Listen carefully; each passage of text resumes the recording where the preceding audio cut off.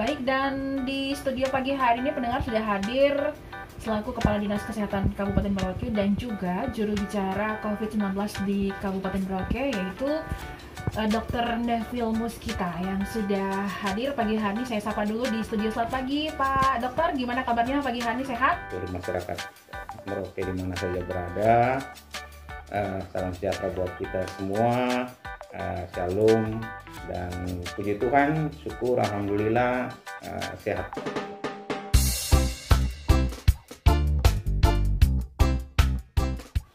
Sebelum saya menjelaskan terkait protokol kesehatan dalam penyelenggaraan PON nantinya, pertama-tama saya ingin mengucapkan selamat hari ulang tahun ke-76 untuk Radio Republik Indonesia dengan tema kuat tangguh ya, tangguh, sehat, dan kuat suarakan Indonesia. Semoga di usia yang 76 ini RRI semakin jaya di udara ya. Kemudian yang berikut, sebelum saya masuk juga ke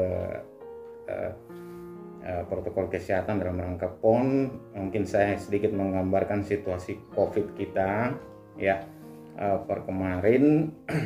Jadi kasus aktif atau kasus yang dalam isolasi perawatan per hari kemarin adalah 213 ya. 213 kasus yang sementara ini terpantau atau diisolasi baik di rumah sakit maupun di isolasi terpusat dan isolasi mandiri. Kemudian memang kalau kita melihat data yang dilaporkan kepada kami, ada tren penurunan ya. Dari bulan Agustus yang sebelumnya selama 1 bulan kita lebih dari 1.200 kasus atau rata-rata 300 kasus per minggu, atau kalau kita per harinya kita antara 45 sampai 50 kasus baru per hari di bulan Agustus, dengan rata-rata kematian kita, jumlah kematian di Agustus itu 93 kasus. Jadi hampir rata-rata 3 kasus meninggal tiap hari ya. Nah, di bulan September ini sampai dengan tanggal 10 kemarin, kita jumlah kasus baru kita 117, atau dalam 1 minggu sudah menurun dari sebelumnya 300-an menjadi 100-an kasus ya.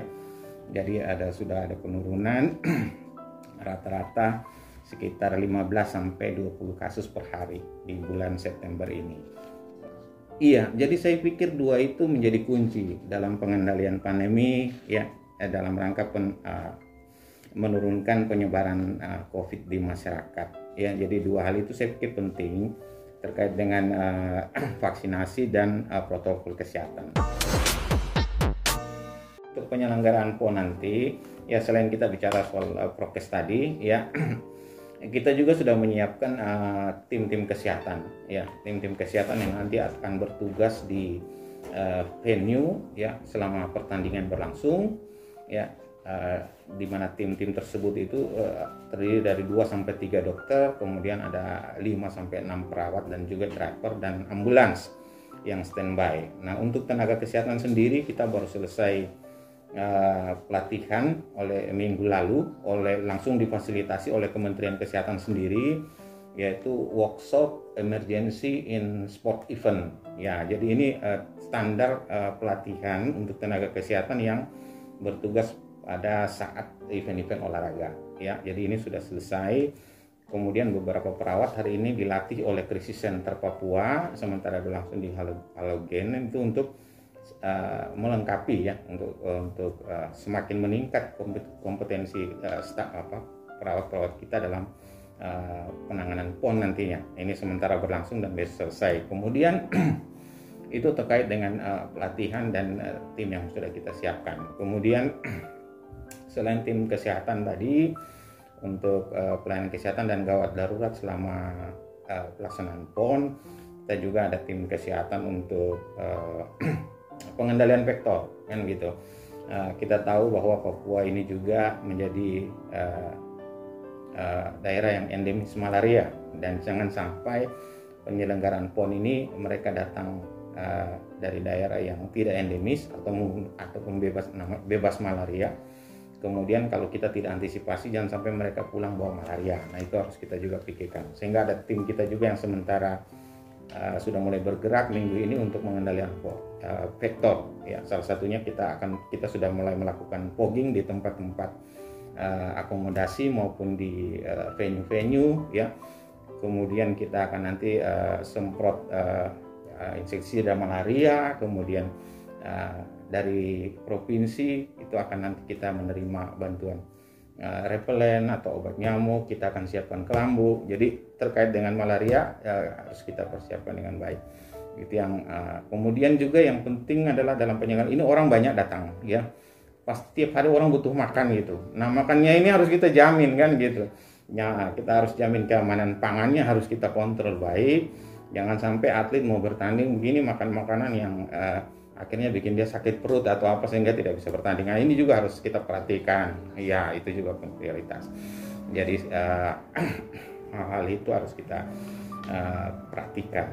Ya, kemudian bantuan lainnya kita juga akan mendapatkan bantuan ambulans. Ya, 2 unit ini sementara dalam perjalanan langsung dikirim oleh Kementerian Kesehatan.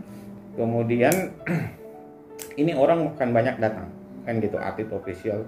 Bahkan tidak menutup kemungkinan ini penonton dari daerah lain, supporternya kan gitu. Nah ini nanti ketika mereka mau pulang, ini nanti kan syarat perjalanan ini harus kalaupun kita di sini dalam Papua rapid antigen dengan 2 kali vaksin sudah bisa, tapi kan PCR juga selain itu perlu. Ya, misalnya saya kasih contoh tadi.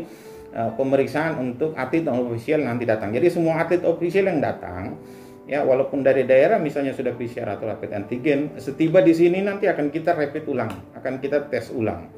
Nah kemudian setelah protokolnya, setelah misalnya ketemu rapid antigennya positif, ini harus langsung di PCR. Nah ini kan orang banyak.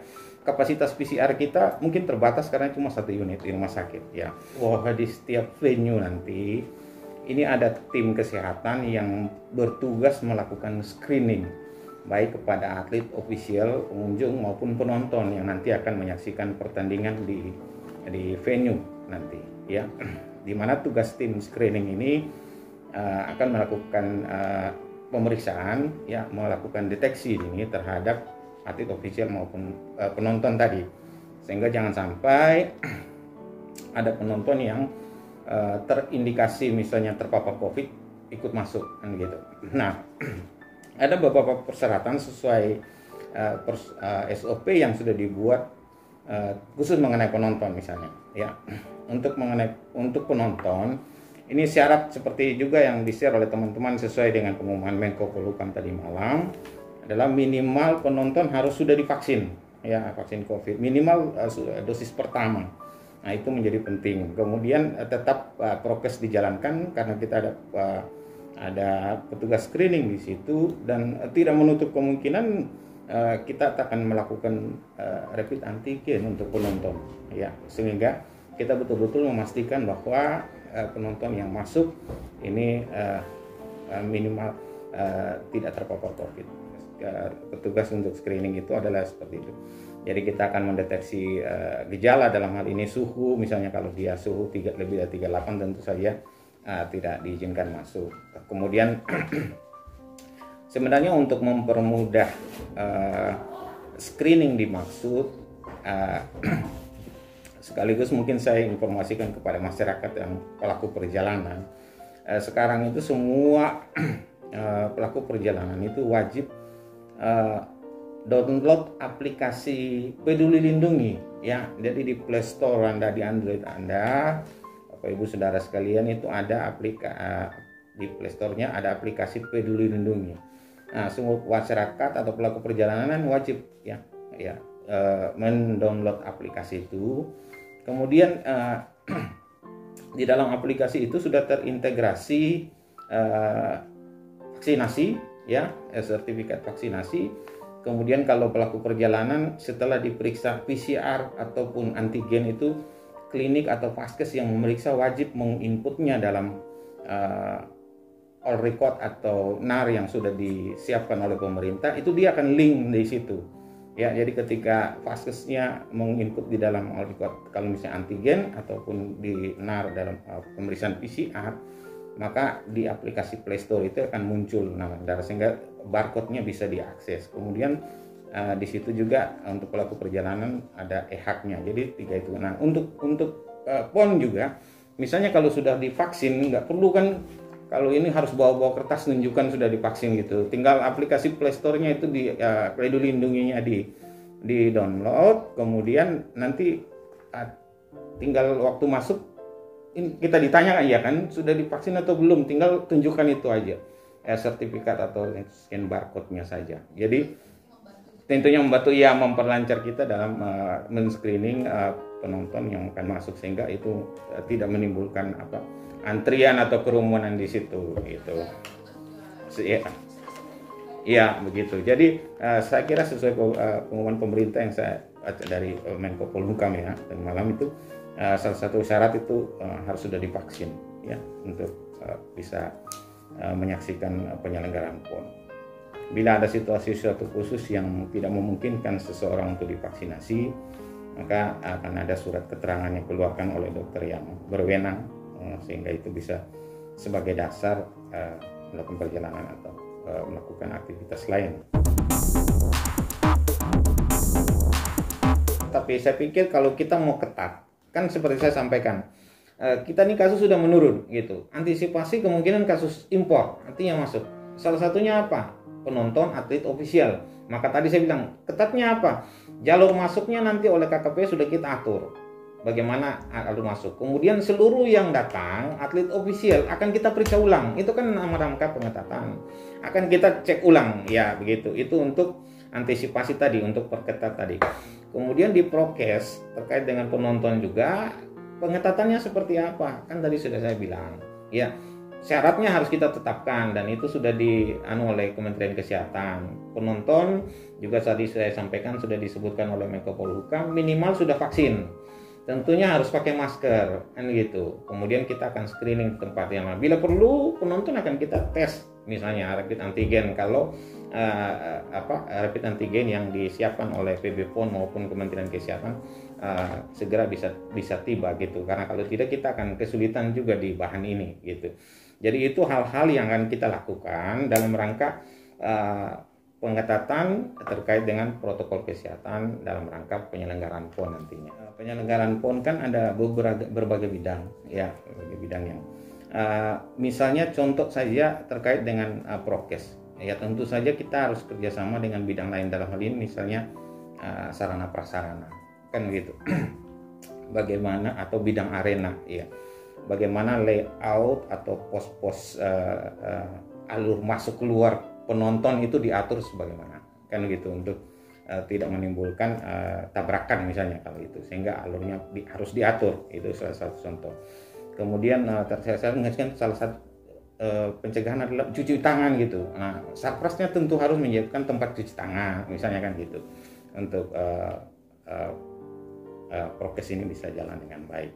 Jadi tentu tentu saja harus ada kerjasama dengan BUMN. Terus kemudian di penyelenggaraan misalnya, tentu saja penonton yang masuk nanti diatur apakah itu nanti oleh relawan atau panitia yang di dalam sehingga posisi duduk itu kan harus sudah diatur sehingga physical distance ini harus dijaga ya sehingga kita di petugas kesehatan di screening awal waktu masuk aja ya kita deteksi kemungkinan terpapar atau tidak, sudah divaksin atau tidak, pakai masker atau tidak kan seperti itu. Tinggal pengaturan di dalam diatur supaya prokes ini bisa jalan dengan baik. Jadi selain COVID yang tadi saya sampaikan bahwa kasus yang perlu kita waspadai adalah juga ini menjadi momok untuk peserta PON yang dari luar Papua yang mungkin daerahnya sudah dinyatakan bebas malaria, misalnya Jawa, Bali, dan Sumatera. Yang mereka nanyakan itu soal itu terutama malarianya gimana gitu. Jadi mereka khawatir karena jangan sampai bawa oleh malaria dan di Jawa, Bali, dan Sumatera itu tidak ada lagi apotek yang jual obat malaria kan masalahnya gitu. Jadi gitu. Sehingga memang untuk malaria juga harus kita waspadai ya. Tadi sudah saya sebutkan upaya-upaya pengendalian vektor di venue dan di akomodasi sementara kita lakukan dalam rangka pembasmian nyamuk ya. Tentu saja masyarakat di sekitar venue atau sekitar akomodasi juga menjadi penting untuk diperhatikan kan gitu, untuk pencegahan terhadap malaria. Terkait dengan rujukan kasus dalam penyelenggaraan PON, jadi kita sudah tetapkan ya rumah sakit rujukan untuk Kabupaten Merauke itu masih RSUD Merauke menjadi rujukan utama. Kemudian ada RSAL itu untuk membackup RSUD Merauke apabila misalnya ada overload di RSUD yang gitu. Kemudian untuk sirkuit tanah miring atau cabang olahraga balap motor atau motocross, ini rujukannya nanti di rumah sakit tentara, rumah sakit tingkat 4 tanah miring, untuk mempercepat akses kan gitu, dia lebih dekat. Jadi kalau ada insiden misalnya di sirkuit, maka evakuasi awalnya akan dilakukan oleh di rumah sakit tentara, rumah sakit tingkat 4 tanah miring. Kemudian akan ditangani sana. Kalau memang memerlukan penanganan lebih lanjut akan dirujuk lagi ke RSUD Merauke gitu. Kemudian itu untuk rujukan sistem rujukannya, maksudnya dari venue ke tempat pelayanan kesehatan. Nah, jadi seperti saya sebutkan kan, penanganan awal tetap kita punya tim kesehatan lapangan ada. Kemudian baru dievakuasi ke rumah sakit tadi. Kemudian apabila memerlukan rujukan lebih lanjut ya, untuk penyelenggaraan PON di Papua sudah ditetapkan beberapa rumah sakit rujukan nasional ya. Jadi RSUD Cipto Mangunkusumo ya, kemudian Dr. Sutomo Surabaya, kemudian Sanglah dari Denpasar, kemudian Dr. Wahidin di Makassar. Jadi ada rumah sakit rujukan nasional yang sudah ditetapkan. Apabila perlu ada kasus yang penanganan lebih lanjut, ya akan dievakuasi ke rumah sakit rujukan nasional dimaksud. Gitu. Ya, seperti saya sebutkan di awal bahwa penyelenggaraan PON ini kita masih ada dalam situasi pandemi, ya COVID-19, sehingga memang penyelenggaraan PON ini harus kita atur, ya kita laksanakan dengan baik, ya. Protokol kesehatan atau cara-cara pencegahan penularan COVID di masyarakat harus kita perketat. Kita mohon kerjasama dan dukungan dari masyarakat untuk tidak lalai, tidak lengah dalam mentaati protokol kesehatan, karena ini menjadi salah satu kunci. Jangan sampai setelah penyelenggaraan PON kemudian kasus kita meningkat kembali, timbul klaster-klaster baru. Selain itu yang perlu kita waspadai, mungkin masyarakat juga sudah banyak mengetahui lewat media sosial. Ini sekarang kan sudah muncul lagi varian baru itu dari Delta. Kita kemarin kan untuk Delta itu kan kita yang aja yang Merauke yang duluan ya kita deteksi gitu. Nah, tidak menutup kemungkinan karena ini datang dari seluruh tanah air ya, dan sudah teridentifikasi yang varian baru MU itu kalau tidak salah sudah masuk di Surabaya ya, Jawa Timur. Nah, ini tentu harus kita waspadai ya. Mungkin kita akan juga uji sampel misalnya ketika untuk atlet ofisial yang tiba nanti dan misalnya terdeteksi positif COVID, akan kita sampel untuk kita cek, jangan sampai varian baru lagi masuk di kita kayak kemarin Delta, akhirnya kita kewalahan kan gitu. Jadi hal-hal ini harus kita antisipasi, dan terima kasih untuk dukungan seluruh masyarakat secara umum, terutama kepada kesehatan ya, teman-teman kesehatan dalam penanganan COVID selama ini ya. Dan saya berharap kita semua dapat memberikan dukungan yang maksimal, seluruh stakeholder, seluruh masyarakat dalam rangka sukses penyelenggaraan PON, tetapi juga Merauke bisa kita atasi terkait dengan pandemi COVID secara bersama-sama, gitu ya, supaya kita juga bisa segera hidup dalam situasi yang normal kembali, bisa melakukan aktivitas seperti biasa tanpa ada ketakutan dan kekhawatiran terkait COVID. Nah, itu semua tergantung kita sendiri, ya. Kalau kita ingin ini cepat berlalu, maka kita harus sama-sama saling bahu membahu bekerja sama untuk minimal mentaati protokol kesehatan, ya, karena ini akan bisa mempercepat kita melewati masa pandemi saat ini. Demikian.